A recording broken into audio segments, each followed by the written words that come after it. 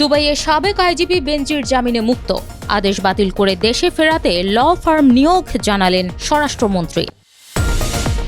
৭০ টাকা বেড়ে ১২ KG LPG সিলিন্ডারের দাম ১,৫৯৮ টাকা। সন্ধ্যা থেকে কার্যকর নতুন দর। ৩০ সেপ্টেম্বরের মধ্যে রিটার্ন জমা দিলে মিলবে ৫% পর্যন্ত কর ছাড়, এনবিআরের প্রণোদনা ঘোষণা। আমদানি রপ্তানির ব্যবধান বাড়ায় আইসিডিগুলোতে জমছে খালি কন্টেইনারের স্তূপ, জায়গা সংকটে রপ্তানি পণ্য। ৬ বছর পর নাথুলা পাস দিয়ে ভারত চীনের বাণিজ্য শুরু, সীমান্তে স্বাভাবিক কার্যক্রম পুনরুদ্ধারের পদক্ষেপ। স্বাগত জানাচ্ছি দ্য বিজনেস স্ট্যান্ডার্ডের নিয়মিত আয়োজন টিবিএস রাত ৮টার সংবাদে। সঙ্গে আছি আমি বর্ণা দাস। দেখছিলেন সংবাদ শিরোনাম, এবার বিস্তারিত। সংযুক্ত আরব আমিরাতের দুবাইয়ে জামিনে মুক্তি পেয়েছেন বাংলাদেশের সাবেক পুলিশ মহাপরিদর্শক বেনজির আহমেদ।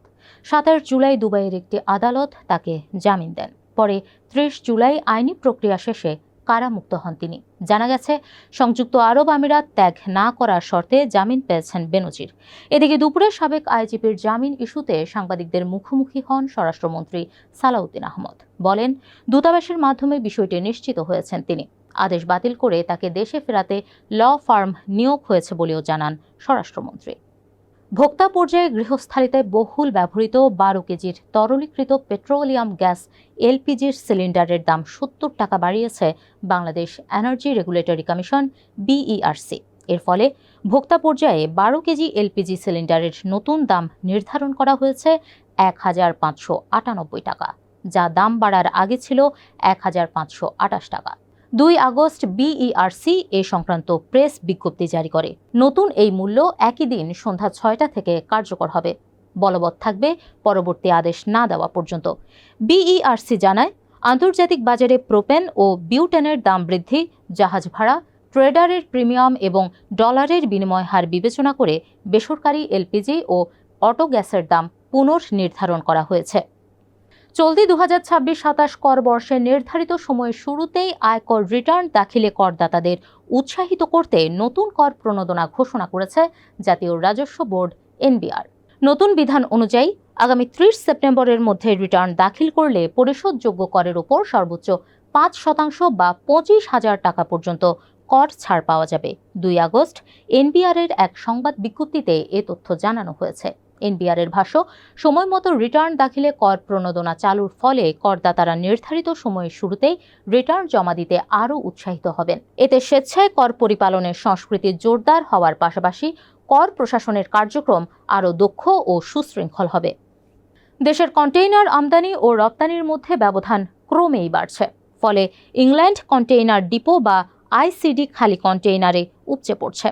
এতে রপ্তানি পণ্যের জন্য দেখা দিচ্ছে জায়গার সংকট। পরিস্থিতি সামাল দিতে নীতিমালায় পরিবর্তনের জন্য নতুন করে উদ্যোগ নিয়েছে চট্টগ্রাম বন্দর কর্তৃপক্ষ সিপিএ।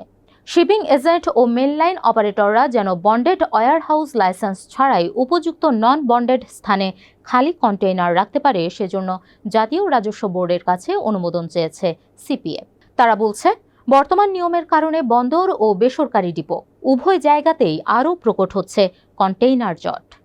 ৬ বছর বন্ধ থাকার পর সিকিমের নাথুলা পাস দিয়ে ভারত ও চীনের সীমান্ত বাণিজ্য ১ আগস্ট থেকে আবার শুরু হয়েছে।